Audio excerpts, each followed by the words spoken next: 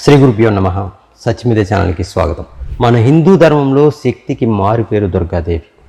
శత్రు సంహారం, దయ, కరుణ మరియు ప్రేమకు ప్రతీక.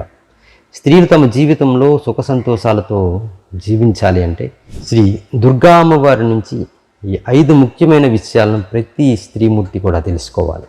ఆ 5 ముఖ్యమైన విషయాలు ఏంటి అనేది తెలుసుకోబోయే ముందు ఈ వీడియో నేను లైక్ చేయండి, కింద కామెంట్ చేయండి. ఛానల్ ఇంకా సబ్స్క్రైబ్ చేసుకోకపోతే సబ్స్క్రైబ్ చేసుకోండి. ఈ 5 మొట్టమొదటిది ఓపిక. ధ్యానంలో నిమగ్నమై ప్రపంచాన్ని చూసే పార్వతీ శివుళ్ళ మధ్య సంబంధం ఓపిక యొక్క శక్తిని బోధిస్తుంది. భార్యాభర్తల సంబంధం ఎలా ఉన్నా సరే దీర్ఘకాలంగా ఉండాలి అంటే ఓపిక అనేది చాలా ముఖ్యం. ఒక స్త్రీ తనలో ఓపికను ఒక భాగంగా చేసుకుంటే కష్ట సమయాల్లో ధైర్యం కోల్పోకుండా ఉంటుంది. ఇక రెండవది ఆత్మగౌరవం. ఇతరులను గౌరవించడం చాలా ముఖ్యం, కానీ మీ ఆత్మగౌరవం దెబ్బతిన్నప్పుడు రాజీ పడకండి. బయట వాళ్ళకి ఎప్పుడు కూడా మొదటి ప్రాధాన్యత ఇవ్వడం అనేది మహిళల్లో సాధారణం, కానీ ఇది దుఃఖానికి దారితీస్తుంది.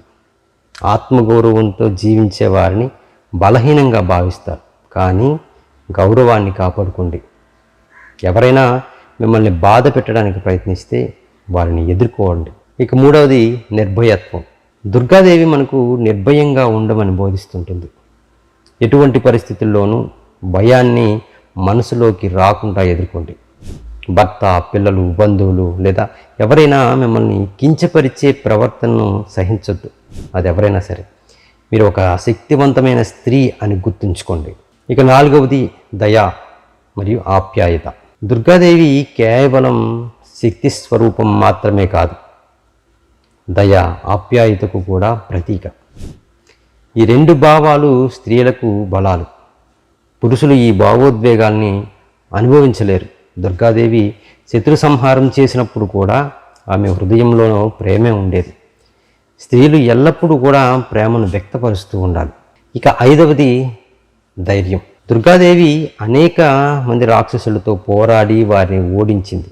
ఒక స్త్రీ కూడా ధైర్యంగా ఉండాలి. జీవితంలో ఎదురయ్యేటటువంటి సవాళ్ళను ఎదుర్కోవటానికి ధైర్యం అనేది అవసరం.